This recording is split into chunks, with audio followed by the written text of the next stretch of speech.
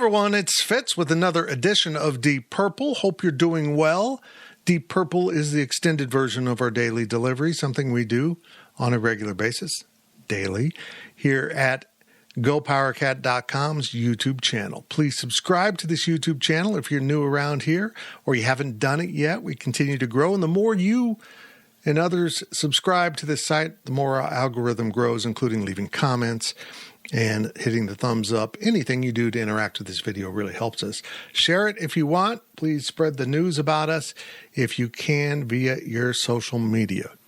What do we do at this channel? Well, we cover a lot of Kansas State sports, but Big 12 sports and college athletics in general, including conference realignment. We cover a lot of that, not only because it's impacted the Big 12 so much over its entire existence, but it's of great interest to me and has been since, well, early in my journalistic career, going back into the 80s.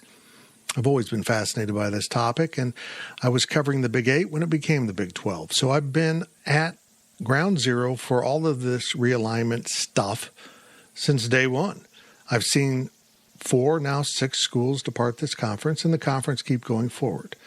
And now it seems to be as healthy as it has been since the establishment of the conference in 1996. The addition of BYU, UCF, Cincinnati, and Houston brought new energy to the conference now that Oklahoma and Texas have announced a couple years ago that they'll be departing for the SEC at the end of this season. And so for the first time in a while, the Big 12 will be 12 starting in 2024. The Pac-12 last year had the same thing happen to it. It lost its Los Angeles brands, maybe the 2 biggest brands in the conference. I don't know about UCLA anymore. It seems like an aged brand that just gets to tag along because it's UCLA. But USC and the Bruins will be moving to the Big 10 after this season. This will be the last year, at least seemingly, for the Pac-12 to be 12. Indications are they're going to stay at 10, and that all comes out of the Pac-12 Media Day and the things that Commissioner George Kliavkoff said at that event last Friday in Las Vegas. Shout out to him for having it in a Vegas club.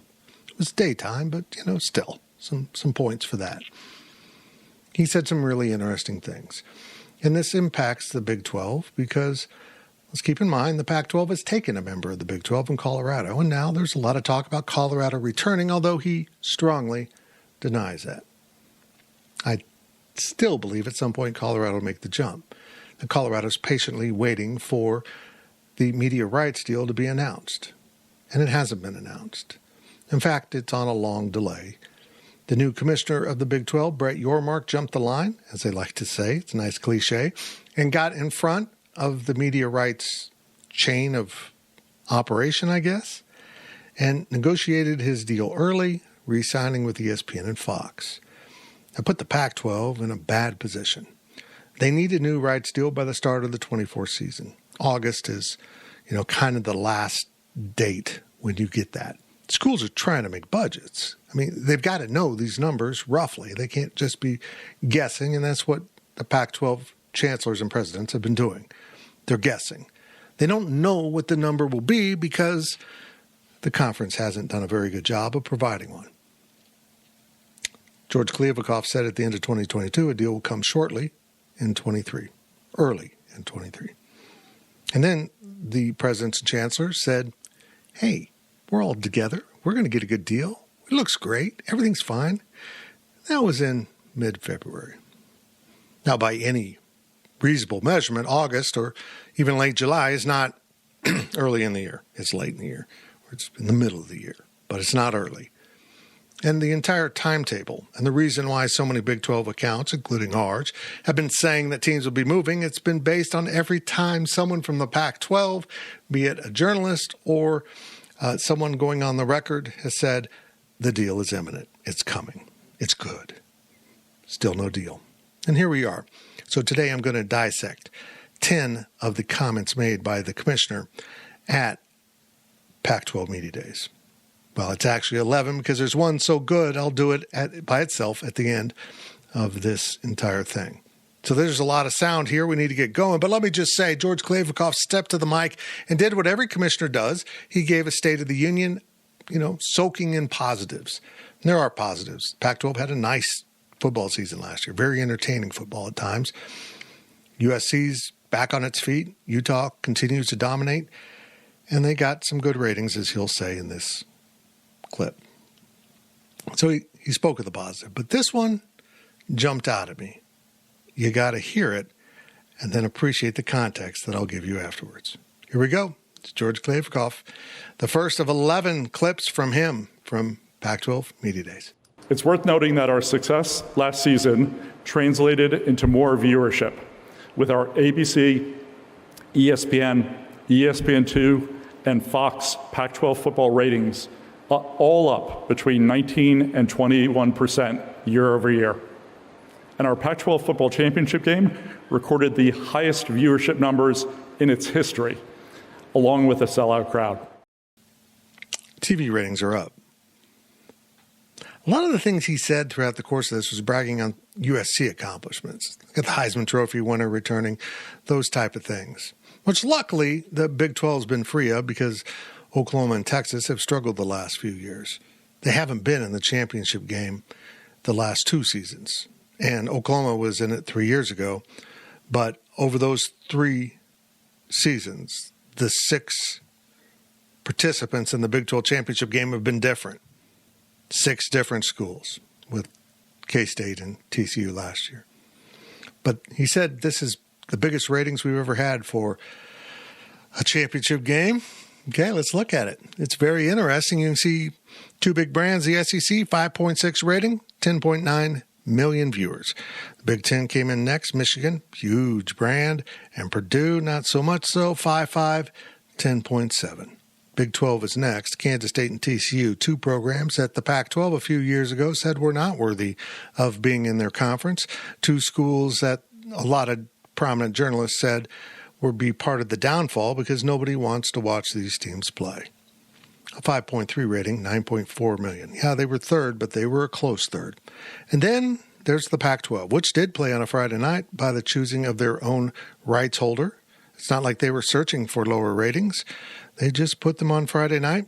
They had a 3-3 with fewer than 6 million viewers. In other words, they had less than 2/3 the viewership of the Big 12. It's kind of a bad number, but it's their best number ever. At least it's not as bad as the ACC. You can see that they barely beat out the American and the Mountain West. People will watch good football. It doesn't matter if it's Friday, Saturday afternoon, Saturday night. It does kind of matter on the platform. You got to be preferably on a Fox or ABC or CBS, ESPN. If you're on something else that's lesser known linear, it's going to affect you. And that really is a big part of what's going on right now with the Pac-12. Can they get a good deal? Well, the Big 12 just showed they're worthy of a deal based on those numbers. And they got a good deal. The Pac-12, not so much, and they're continuing to struggle. But the commissioner was right about one thing. A 10-school Pac-12 could be in a good position to put a team into the playoff. He forgets, of course, that every major conference will put their champion into the playoff. He's hoping for a second team.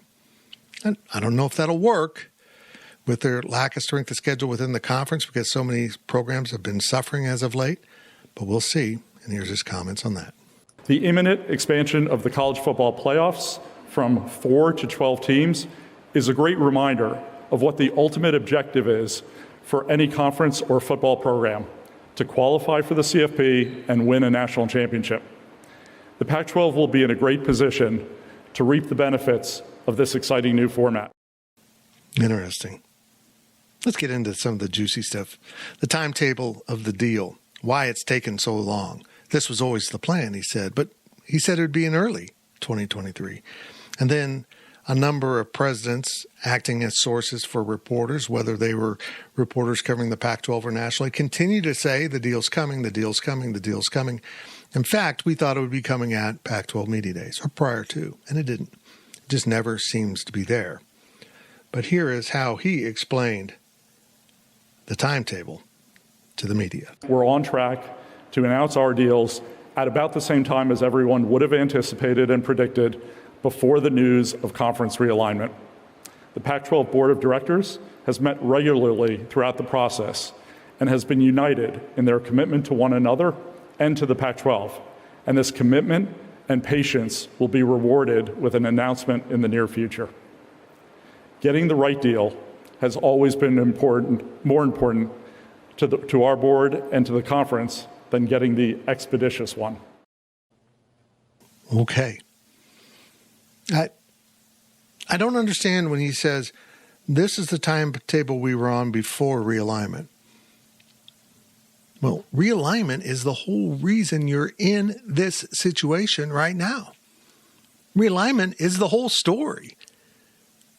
You needed to get this done promptly to empower your schools to move forward and look forward to a future. The problem hasn't been they're waiting on a better deal or whatever he wants to say. It's been they don't have a good enough deal. Finding a deal right now that will provide the proper amount of pay. Big 12 is going to get $31.7 million per school on media rights only. The Big 12 was the third conference in per school payout behind the Big 2, the Big 10 and SEC. And that number will continue the gap will grow. I know that. So the Big 12 is at 31.7 and the Pac-12 wants to be bigger than that. I don't understand the timetable then. They got beat to the punch, and now they're left scrambling. Let's move on to the next topic, conference expansion. This is a doozy. Regarding potential expansion, while we have already done the due diligence on expansion candidates many months ago and significantly narrowed our focus to a handful of schools, our sequence remains unchanged. First, we will conclude our media rights deals. Then our schools will sign our grant of rights, which has already been negotiated, and only then will we decide on potential expansion. Okay. So San Diego State didn't think that they were about ready to become part of the conference? That was all a fever dream?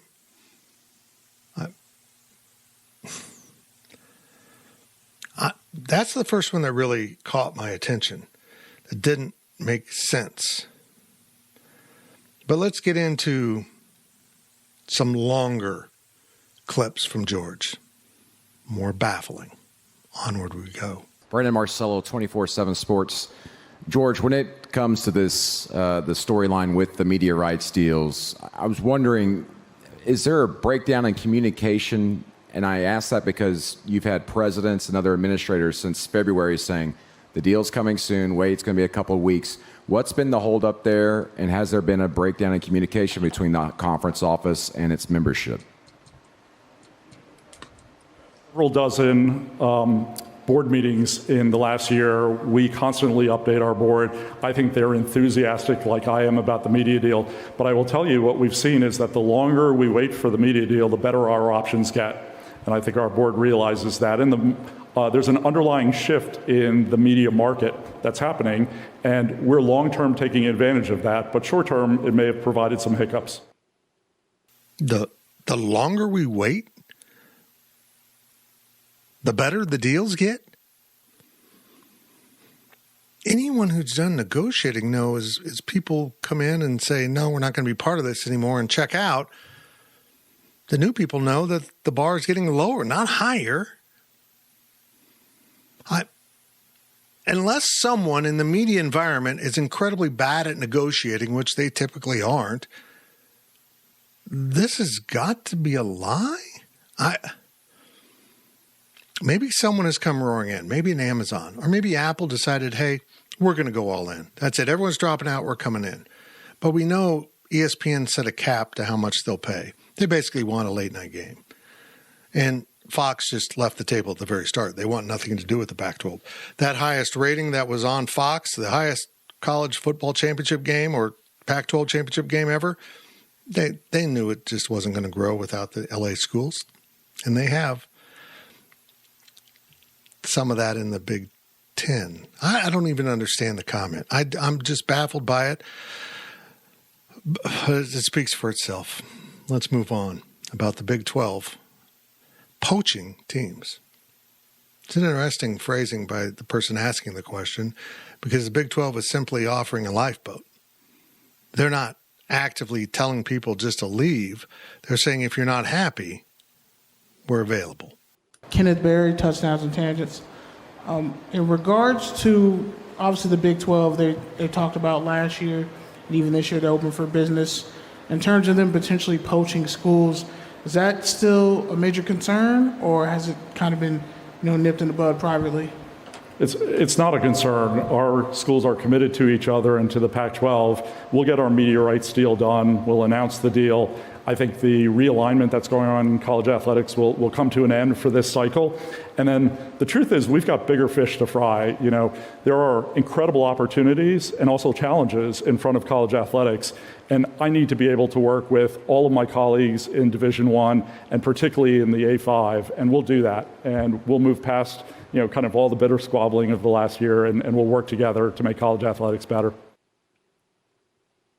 The Big 12 as a villain is an interesting way to frame things. I don't understand it. The Big 12 hasn't taken any Power 5 schools in at any point. They've been, in fact, the victim. If you want to call poaching, Pac-12's done it to the Big 12. Just fascinating way of looking at things from the commissioner's standpoint. But poor San Diego State. Now, look, I know San Diego State mismanaged this entire situation, but this was not entirely their doing. They clearly were under the impression they were going to get an offer. And if I know how things work in the Pac-12, Cal and Stanford said, nobody's acceptable to our academic standards. It's a stance that is noble if you're a stuffed shirt, but is going to end that conference if they're not careful. Here's a question about SDSU, the poor Aztecs. Kirk Kenny from the San Diego Union Tribune. For months and months, San Diego State carried a belief that a Pac-12 invitation was imminent. Did the Pac-12 lead San Diego State to believe that an invite was forthcoming, or do you think they made assumptions that they shouldn't have? Well, I'm not going to disclose my conversations with any potential expansion candidates, but I will tell you that, generally speaking, we've never given anyone an indication that anything would be different than the sequence that I just mentioned, which is get our media rights deal done, get our grant of rights signed, and then we'll consider expansion. That clip was modern journalism in a capsule. Ask the question, hold up your phone to record the answer. I love that. But he completely blamed, basically, San Diego State for getting ahead of things. I don't... Okay, let's just move on. The gaslighting, again, is unbelievable. Let's move to Ross Dellinger, who's been a reporter who's covered a lot of realignment as of late. And he had a pretty good question here. George, there's been this narrative now for several months that your league is about to collapse and go away. Why do you think that is?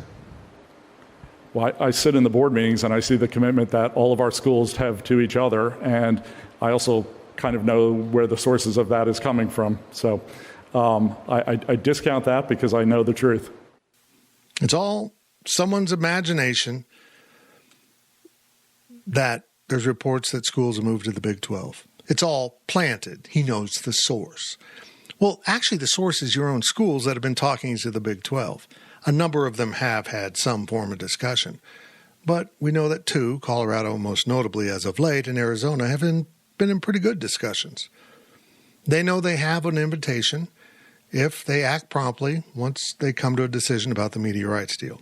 Again, blaming the Big 12 for their current circumstances is very on brand. They take ownership of nothing of their own failings. It's always an outside force. It was Larry Scott, or it's Brett Yormark, or something they just can't control. It's the presidents and chancellors of the Pac-12 that are causing this environment. And it's who they hire at commissioner, including Larry Scott, and now George. Silent George? Well, let's speak again as a guy who's now one of my media heroes, James Crepia from the Oregonian that covers University of Oregon.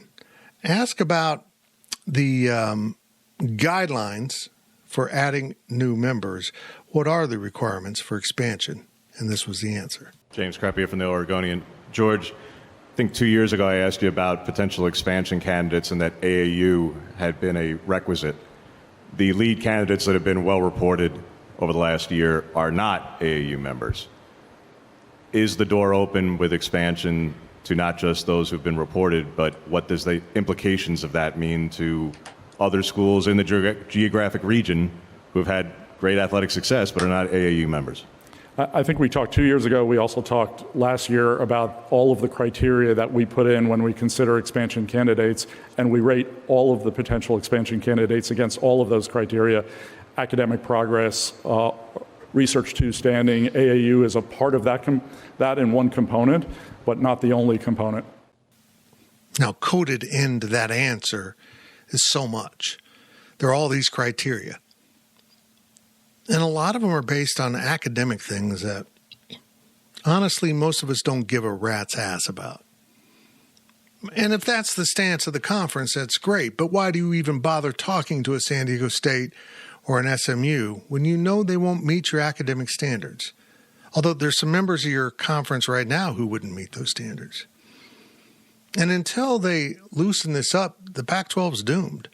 Whether they lose schools now or later, they're doomed. They're going to have to expand their footprint. SMU doesn't bring you anything in Dallas. It doesn't bring you their neighborhood, really. San Diego State brings you some Southern California, but if I'm San Diego State, I'm pretty cautious with the Pac-12 from here on out. Basically, what he's saying is the same thing that Big 12 commissioners have said for so many years. I did everything. I talked to everyone. I had good candidates. And then the bosses said, no, we're not expanding. In this case, it sounds like Cal and Stanford. That's great. Then just invite Tulane and Rice.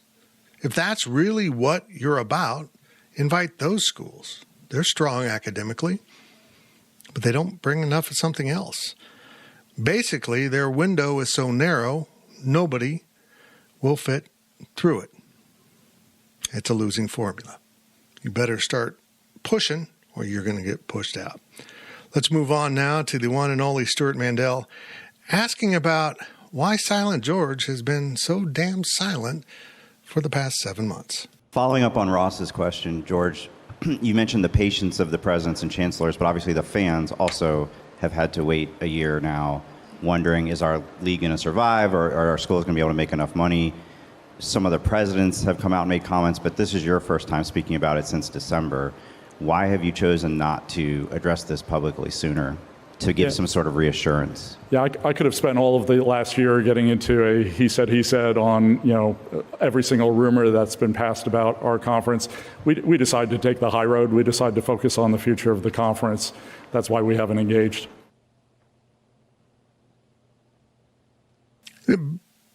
Basically, I wasn't allowed to talk because every time I open my mouth, I say stupid crap. That was my boiled down version of that answer.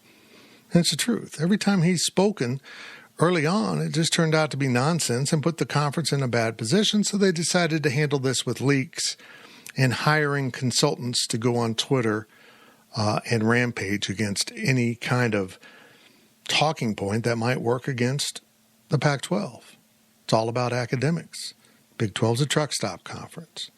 Nobody's moving to the Big 12. Nobody ever will. There's one particular Twitter poster who I strongly believe is on Cal's payroll, whether directly or indirectly. He's doing their bidding. But that was 10.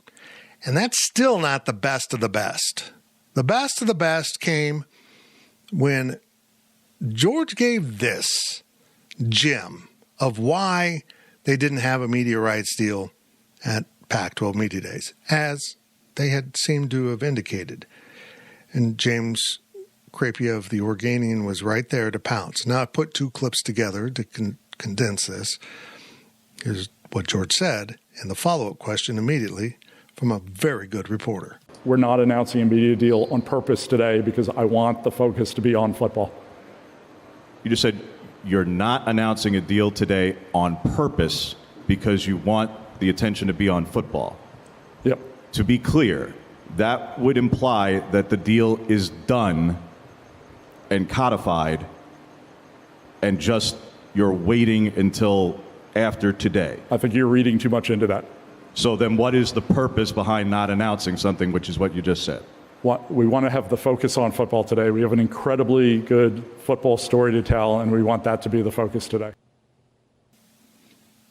Got caught in a lie. There is no deal. They didn't put off announcing the deal because they didn't want to detract from football. The fact they have no deal at this point is what's detracting from football. Nothing is ever George Kliavkoff or the president's fault. Nothing. They're complete victims. They play no role in this. It's crazy the amount of gaslighting this man and that conference can put out. Maybe they do have that great deal that'll be $35 million or $30 or even $25 to keep them together. I don't think they do. I don't think they can. I don't think it's possible in this media environment and with what's available in terms of time slots. I just don't see how it's even possible. But I'll gladly be wrong because, again, I don't really want the Pac-12 to fall apart. But as someone who's covered this for a very long time, every indication right now, and that is caused by the Pac-12's lack of action and their inability to come to a common focus about surviving. This conference won't survive. Maybe it will this round, but it's destined to be buried. And why? It's not because of the Big 12 or even the Big 10 or SEC. Not from the conference that have actually taken significant members. None of that. It's because they're inept. Their leadership is awful. And it's my one caution. If the Big 12 is really interested in bringing in Pac-12 schools that might be looking for a new home, make sure their leaders understand what the new Big 12 is about. We're in it together, and we have a common understanding of what this conference is about. That's it for this edition of Deep Purple. Hope you enjoyed it. It was long. George had a lot to say, and I did too. The DDs return tomorrow right here at the GoPowercat YouTube channel. And your reminder, please subscribe to the channel and help us out. I'm Fitz, and I will talk to you very soon.